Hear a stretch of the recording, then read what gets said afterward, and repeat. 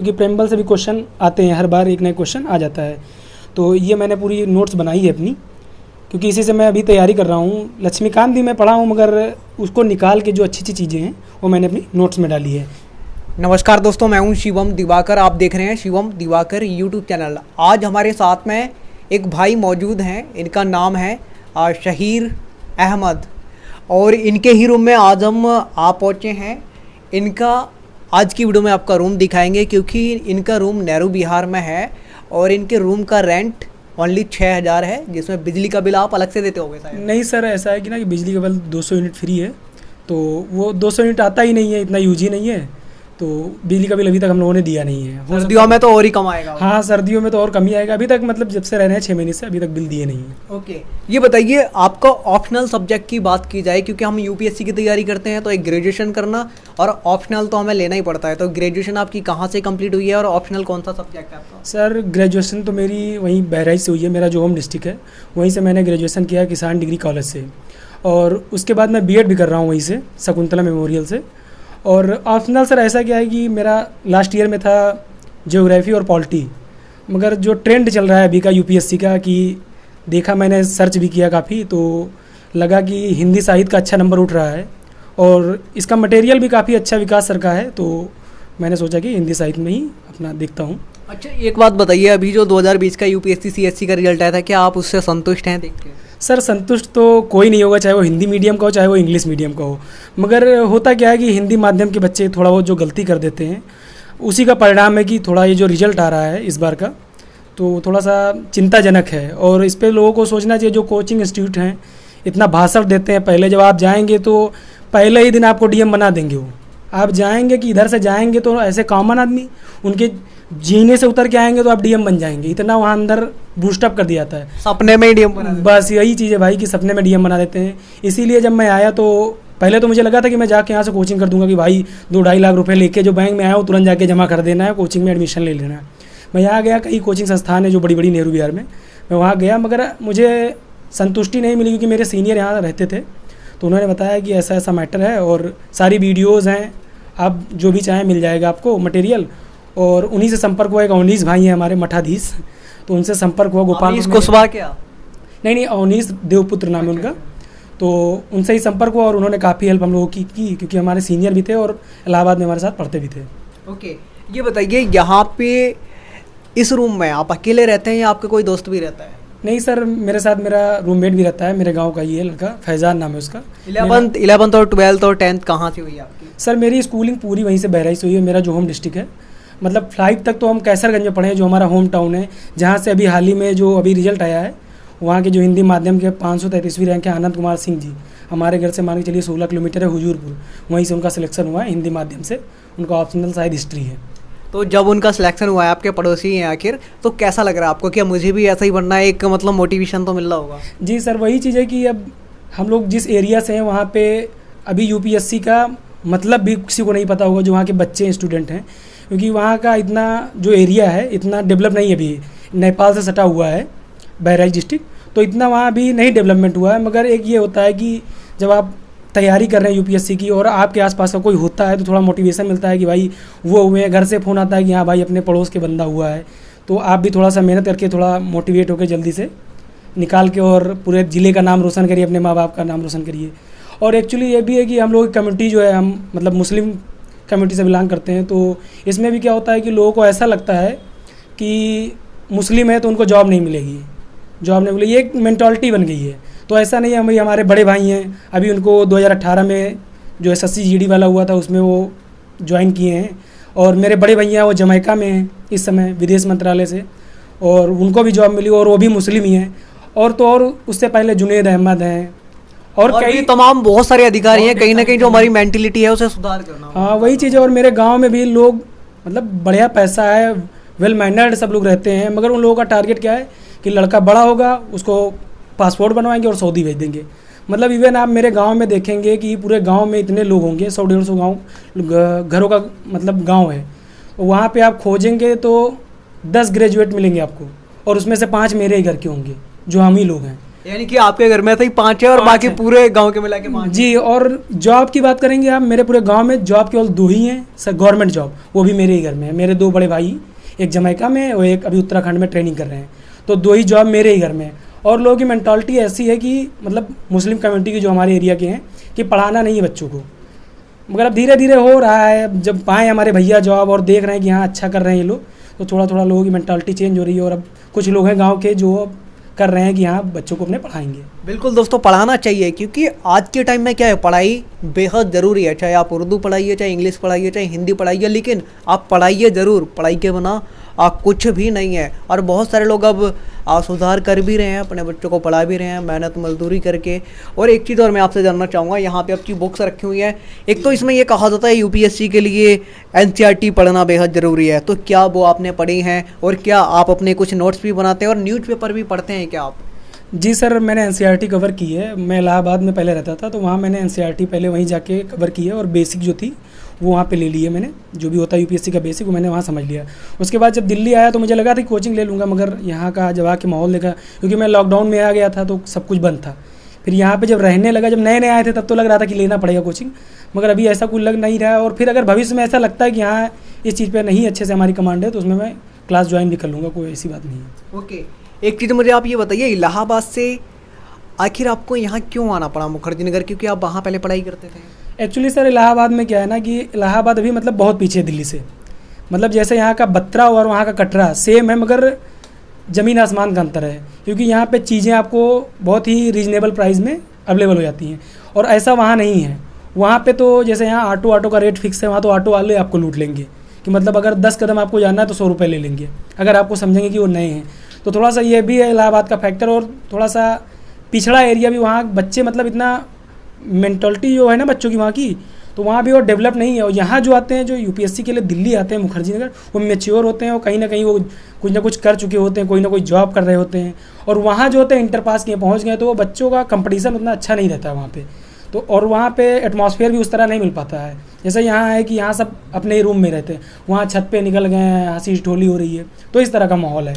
ऐसा। और मैं एक चीज़ मैं आपसे जानना चाहूँगा, क्या यहाँ पे कुछ लोग जो अभी तक यहाँ नहीं पहुँचे हैं, वो आसानी से आते हैं, कमेंट बॉक्स में कमेंट करके भाग जाते हैं, दूसरा वाला आता है उसका ही वाला कमेंट देखता है वो करके चला जाता है, यानी कि तीसरा आता है वो भी वैसा ही कमेंट देखता है और करके चला जाता है, असलियत में उसे सच्चाई कुछ पता नहीं होती है। तो क्या यहाँ पे आके तैयारी करना बहुत आसान है? जो लोग नहीं पहुँचे उनको ऐसा लगता है। आसान तो सर कुछ नहीं है इस ज़माने में। थोड़ा सा आप अगर स्टूडेंट हैं तो पूरा स्टूडेंट का लाइफ जीना पड़ेगा भाई। अगर आप स्टूडेंट हैं तो उस तरह लगना चाहिए कि हाँ स्टूडेंट। अब यहाँ आके आप रॉयल बनना चाहेंगे कि भाई 5 स्टार का आपको खाना मिले, अच्छा बिस्तर मिले और एसी फुल पूरी व्यवस्था मिले, तो तब तो आप नहीं कर पाएंगे तैयारी। क्योंकि भाई विद्यार्थी जीवन जो संघर्ष का है, संघर्ष इसमें आप करेंगे कि हाँ भाई जब जर्नल बोगी में आप खड़े होके जाएं, ठीक है, 5 रुपये 10 रुपये बचाएं, किसी तरह की सब्जी आलू मिल रहा है 25 में तो कहीं देखें कि 20 में 4 कदम जाने पे मिल रहा है तो 20 रुपये में ले लें। क्योंकि भाई ये हमारे माँ बाप का बहुत मेहनत का पैसा है, ठीक है। वो किस तरह कमाते हैं तो आप जानते हैं, आपके माँ बाप जानते हैं। तो सबसे पहले तो मोटिवेशन वीडियो नहीं देखना चाहिए, अपने माँ बाप को मोटिवेशन समझना चाहिए। बिल्कुल बिल्कुल राइट। सबसे बड़े मोटिवेशन आपके माँ बाप हैं कि आप देखें कि आपसे ज़्यादा वो झेल रहे हैं, वो नहीं चाहते कि आपका बच्चा जाए। मेरा घर सर माशाल्लाह बहुत ठीक ठाक है, वेल मैनर्ड फैमिली है, और मम्मी मेरी मतलब इस समय अकेली ही हैं, और भाई भी चला गया, कोई है नहीं, अकेले रहते हैं मम्मी पापा। तो उनको अब मैं ये समझ रहा हूँ कि वो कैसे झेलते होंगे, उनके 2 बेटे मगर उनके साथ कोई नहीं है, ठीक है। तो समझ लीजिए मोटिवेशन है मेरे लिए, कितनी जल्दी नौकरी लेके फिर अपने मम्मी पापा के साथ अपने बंगले में रहूँ, ये समझ लीजिए। एक क्वेश्चन मैं आपसे ये जानना चाहूँगा, आपको क्या कमियाँ लगती हैं और आप क्यों एक IAS बनना चाहते हैं? आप क्या सुधार करेंगे और क्या मतलब करेंगे बन के IAS बन के? आपको क्या लगता है कि अभी भी हमारे देश में या फिर हमारे राज्य में ऐसी कमियाँ हैं जो हमें सही करनी है? सर सबसे पहले तो मेरा प्राथमिकता हुआ कि शिक्षा जो है, शिक्षा इस पर मैं काम करूं सबसे ज़्यादा। इसीलिए मैं थोड़ा बहुत वीडियो भी बनाता था इस पर कि मुझे थोड़ा उसमें भी इंटरेस्ट है। अच्छा, किस टाइप की वीडियो बनाते थे? सर वही UPSC के बारे में नॉलेज भी देता था। मेरा एक चैनल भी है अहमद स्टडी सेंटर करके, हाँ, तो उस पर मैं वीडियो भी बनाता था, मगर अब समय नहीं मिल पाता तो इतनी वीडियो नहीं बना पाता हूँ। और क्या है कि शिक्षा ऐसी चीज़ है कि आप इसको अगर आप दे दिए किसी को तो ये ना किसी चीज़ कोई छीन सकता है, ना कोई इसको मांग सकता है, ना किराए पे ले सकता है। मतलब अगर किसी को आप शिक्षित कर दिए तो समझ लीजिए उसका जीवन आप बना दिए, ठीक है। समझ लीजिए शिक्षा सब कुछ है आपके लिए। अगर आप शिक्षित हैं तो कुछ भी कर सकते हैं आप जीवन में, आप कहीं भी कुछ भी कर सकते हैं, ये जानिए। तो अब मैं कोशिश करूँगा अगर मैं IAS बन जाता हूँ भविष्य में और उसी के लिए ये मेहनत चल रही है। तो कोशिश रहेगी कि लोगों को शिक्षित करूँ। आप बनेंगे, क्योंकि आप मेहनत कर रहे हैं तो बनेंगे, और जो कोई भी मेहनत करता है वो ज़रूर बनता है, बेशक टाइम लगता है। इनका दोस्तों हम रूम आपको ज़रूर दिखाएंगे कैसा है। एक महीने का आपका टोटल यहाँ पे खर्चा कितना हो जाता है लगभग? सर मोस्टली खर्चा क्या है, जैसे आपका बाहर का खर्चा हो तब तो हो जाएगा 12-15 हज़ार, और मेरा रेंट भी 6 हज़ार है। 2 लोग हैं तो 3-3 हज़ार आता है, और प्लस सब कुछ गांव से ही आ जाता है, मम्मी वहाँ से ही भेज देती हैं, जो वही सब्जी वब्जी लेनी होती है वहाँ से लेनी होती है, मान के चलिए, और नोट्स ये सब लगा के 8 से 10 हज़ार आ जाता है सर खर्च। ओके हाँ। ये बताइए, ये जो रूम आपको मिला था, क्या ये ब्रोकर के थ्रू मिला था या डायरेक्ट आपने खुद ढूंढा था? नहीं सर, एक्चुअली जब हम आए थे तो यहाँ सब बंद था। 25 जनवरी को मैं आया था दिल्ली में, तो सारी चीज़ें जब से ही आप हैं, फिर उसके बाद लॉकडाउन हुआ था? जी, एक बीच में लॉकडाउन हुआ तो मैं चला गया था 1 महीने के लिए घर। तो जब मैं आया था तो यहाँ पे ब्रोकर्स के भी ऑफिस बंद थे। हाँ। और मुझे ये सिस्टम पता भी नहीं था, क्योंकि मेरा यहाँ कोई था नहीं जान पहचान। तो एक बंदा था मेरे गाँव का ही, यहीं पे पुलिस लाइन में उसकी शॉप है, तो वही वो लेके आया। फिर एक आंटी मिली तो वही बताई कि यहाँ पे रूम खाली है, और सीधे ही अंकल से मैंने आके रूम ले लिया था। आज आपके पड़ोसी दोस्त काफ़ी देख रहे होंगे, ठीक है, तो उनको क्या कहना चाहेंगे अगर वो यहाँ स्टडी करने के लिए आना चाहते हैं तो, या फिर IAS बनने के सपने देख रहे हैं वो? तो सर मैं यही कहना चाहता हूँ कि आप लोग आइए। अगर आपकी बेसिक नहीं कंप्लीट है, तो अगर आप अच्छी फैमिली से नहीं बिलोंग करते हैं तो आप एक बार इलाहाबाद भी जा सकते हैं। वहाँ जाके तैयारी करिए, एक बेसिक समझ जब आपकी हो जाए फिर कोशिश करिए कि दिल्ली आइए, क्योंकि दिल्ली से ही हो पाएगा आपका। क्योंकि इलाहाबाद में मैं रहा हूँ, 15-16 महीने रहा हूँ, मगर वहाँ वो एटमॉस्फेयर आपको नहीं मिलेगा जो दिल्ली में आपको मिल जाएगा। दिल्ली समझ लीजिए कि आप आएंगे तो सारा चीज़ यहाँ अवेलेबल है, हर चीज़, और बहुत सस्ते रेट पे, और हर चीज़। एक क्वेश्चन मैं जानना चाहूँगा, आप इलाहाबाद भी पहले रहे हैं, अब आप मुखर्जी नगर में रह रहे हैं, आपने डिफरेंस तो बता दिया, लेकिन इसमें किराए का डिफरेंस बताइए, वहाँ का कम था या फिर यहाँ का ज़्यादा, या फिर यहाँ का कम है वहाँ का ज़्यादा था? सर दिल्ली और इलाहाबाद में ज़मीन आसमान का अंतर है। वहाँ भी मतलब मैं रूम में रहता था, अच्छे रूम में रहता था, 4 हज़ार मेरा वहाँ भी रेंट था, क्योंकि सेपरेट किचन उचन मैंने लिया था। मगर और जैसे वहाँ जैसे इस तरह का रूम अगर वहाँ चाहेंगे तो आपको मिल जाएगा, 4 हज़ार में आराम से मिल जाएगा। और वहाँ का खर्चा आपका अगर बहुत खर्च करते हैं, खर्चीलू हैं, तो 6 हज़ार के आसपास आता है। ओके, यानी कि यहाँ का थोड़ा ज़्यादा है। जी, यहाँ पे तो आपका 8 से 10 जाएगा ही जाएगा, मत, क्योंकि कुछ ना कुछ आता रहता है भाई। यहाँ आके आपने कोई कोचिंग सेंटर ज्वाइन किया या फिर सेल्फ स्टडी कर रहे हैं खुद? सर अभी तो बताया ना आपको कि लॉकडाउन में आया था, तब तो सारी कोचिंगें बंद थी, तो तब तो नहीं कर पाया हूँ। और अभी सेल्फ स्टडी कर रहा हूँ, और समझ में चीज़ें आ रही हैं, क्योंकि वीडियो ढेर सारी हैं, सारी लीक हो गई हैं वीडियो, तो वो ढेर सारी यहीं हैं। तो देखते हैं, अगर कहीं लगता है कि हाँ किसी चीज़ पे अगर कमांड नहीं बन पाती, क्योंकि बेसिक तो मैंने सारी कर डाली है इलाहाबाद से। अगर ऐसा महसूस होता है कि हाँ मैं कोचिंग करनी चाहिए, तो मैं सोचूंगा उसके बारे में। ओके दोस्तों, इन्होंने कुछ नोट्स भी बनाए हैं, वो भी आपको दिखाएंगे, और इनका रूम भी हम आपको ज़रूर दिखाएंगे। आप इस वीडियो को पूरा देखिए और चैनल को सब्सक्राइब कीजिए, क्योंकि ये चैनल मेरा अकेले का नहीं, हम सबका है। तो इसको ज़्यादा से ज़्यादा शेयर कीजिए और चैनल को सब्सक्राइब कीजिए। अभी हम आपको इनके नोट्स दिखाते हैं और रूम भी दिखाएंगे, आप वीडियो में बने रहिए हम लोगों के साथ में। सर ये मेरी नोट्स है, मैंने इलाहाबाद में बनाई थी, ये है पॉलिटी की। तो इसमें मैंने प्री और मेंस का दोनों बनाया था। तो इसको मैं आपको दिखाना चाहता हूँ कि ये शुरुआत है, प्रेम्बल लिखा है मैंने, ठीक है, क्योंकि प्रेम्बल से भी क्वेश्चन आते हैं, हर बार एक नया क्वेश्चन आ जाता है। तो ये मैंने पूरी नोट्स बनाई है अपनी, क्योंकि इसी से मैं अभी तैयारी कर रहा हूँ। लक्ष्मीकांत भी मैं पढ़ा हूँ, मगर उसको निकाल के जो अच्छी अच्छी चीज़ें हैं वो मैंने अपनी नोट्स में डाली है। तो ये सर नोट्स काफ़ी हेल्प कर देता है। अगर आप नोट्स बना लेते हैं अपनी भाषा में, अगर सब कुछ लिख लेते हैं तो चीज़ें थोड़ा आसान हो जाती हैं आपके लिए, क्योंकि इतनी मोटी बुक भाई कोई नहीं याद कर पाएगा। और अगर आप नोट्स बना लेते हैं, उसमें अपने हिसाब से सब कुछ मैनेज कर लेते हैं। आपने बीच में येलो कलर, कहीं रेड कलर और कहीं आपने लिख के भी लगाया हुआ है, ये क्यों और ये क्या है? सर एक्चुअली ये मैंने जब पहले बना ली थी तो कुछ चीज़ें जैसे बाद में मिलती चली गई ना, नहीं तो मैंने ऐड किया है। जैसे इसमें जो भी था मैंने बाद में जब देखा तो वो जैसे ये सब है, तो मैंने बाद में इसको ऐड कर दिया है। ओके, आगे दिखाइए। आगे सर ये पूरा है, हर आर्टिकल लिखा है अच्छे से, और जो भी चीज़ें इंपॉर्टेंट हैं वो मैंने इसमें डिस्क्राइब कर दिया है। आपकी राइटिंग बहुत सुंदर है, अगर हम देख रहे हैं तो बहुत सुंदर है। आप देख सकते हैं दोस्तों, इनकी राइटिंग काफ़ी खूबसूरत है, और कहीं पे भी बिल्कुल भी कटिंग नहीं लग रही है इनकी राइटिंग में। थैंक यू भाई। और राइटिंग तो भाई स्कूल की देन है। वो मैं जब स्कूलिंग कर रहा था तो वहाँ पे जो टीचर थे उनका मैं थैंक यू कहूँगा उन लोगों को, कि उन लोगों का ही देन है कि राइटिंग इतनी अच्छी हो गई। उन्होंने बहुत ज़्यादा प्रैक्टिस कराई है लग रहा है। जी सर, प्रैक्टिस बहुत अच्छी होती थी। हमारा विद्यालय बहुत अच्छा था, महात्मा बुद्ध विद्यापीठ इंटर कॉलेज बहराइच में जो है। ओके, आपने और कोई सब्जेक्ट के नोट बनाए हैं? जी सर, मैंने सारे सब्जेक्ट के ऑलमोस्ट नोट बनाए। ये मेरी पॉलिटी की है, और ये जियोग्राफी का नोट्स। सर ये जियोग्राफी के वहाँ इलाहाबाद में परिहार सर हैं, तो उनकी नोट से ये मैंने बनाई थी, और इसमें बहुत ही अच्छे से मैंने ये बनाई है। और जब से आपने संभाल के भी रखे हैं अब तक? जी संभाल के रखा, क्योंकि इसी का भाई काम है। विद्यार्थी यही तो हमारे हथियार हैं, इनसे समझ लीजिए हमारी कमाई यही है। हम यही कमा रहे हैं अभी, समझ इनसे लीजिए ही सर। हमें लड़ाई लड़नी है पूरी। जी सर, और इस पे अगर हमारी कमांड अच्छी हो जाती है तो कोई दिक्कत आपने चित्र भी इसमें बनाए हुए हैं काफी जी अच्छे सर, पेंसिल चित्र भी से। बनाए हैं जी सर। वो जो भी है अक्षांश देशांतर ही है ना, तो उसके बारे में पूरा सही से मैंने दोस्तों आप describe देख किया। सकते हैं लिखा भी है भूमध्य रेखा, यानी जी कि सर। काफी सुंदर सुंदर इन्होंने चित्र भी बनाए हैं। जी सर, और ये जो है ना सर, पृथ्वी की आंतरिक संरचना और सारी चीज़ें मैंने इसमें डिस्क्राइब कर दी है। ओके, और भी हैं कोई नोट्स जी बाकी? सर, नोट्स तो बताएं ना आपको, सारे सब्जेक्ट के हैं। जैसे सर अभी मैं इकॉनमी पढ़ रहा हूँ, तो इकॉनमी की नोट्स हैं, ये इकॉनमी की नोट्स हैं। लगभग सारे इस तरीके से ही आपने बनाए हुए हैं। जी सारे मैंने क्या किया कि सर उसको सारा निकाल के निचोड़ अपनी नोट्स में डाल लिया है, ताकि मुझे जब रिवीजन करना हो, क्विक रिवीजन, तो फिर थोड़ा आसान हो जाए। नोट्स इनके लगभग इसी तरीके से हैं सारे सब्जेक्ट के जो भी इनके हैं। और यहाँ आप देखेंगे तो इनकी कुछ बुक्स रखी हुई हैं, ठीक है। और यहाँ पे पेन भी हैं एक डब्बे में। और फिर आप सामने देखेंगे तो इन्होंने कितना खूबसूरत नोट पैड पे लिख लिख के यहाँ पे लगाया भी हुआ है। और इनसे ही अभी हम पूछने वाले हैं ये है क्या। आपने नोट पैड पे लिख करके यहाँ पे छोटे छोटे बना के ये आपने मैप के ऊपर ही चिपका दिया, ये क्यों और ये क्या है? सर एक्चुअली जो ये नीचे के जो भी स्टेट हैं, तो इनका जो आता है ना, जैसे नृत्य आ जाता है कभी कभी, या फिर कोई फेस्टिवल आ जाता है कि वहाँ का जो फेमस है, तो उसके बारे में मैंने एक छोटा सा बना लिया है मैप, कि कोई दिक्कत ना हो, मैप पे ही चिपका दिया उसी के स्टेट के सामने, ताकि कोई दिक्कत ना हो। जैसे सामने बैठते हैं और कभी मन ऊब गया कि नहीं पढ़ना है, तो सामने नज़र पड़ती है, तो उसे थोड़ा मोटिवेशन मिलता है सर। तो देख सकते हो कितना छोटा छोटा और खूबसूरत इन्होंने लिखा है, यहाँ पे भी, यहाँ पे भी, यहाँ पे भी, ये देखो।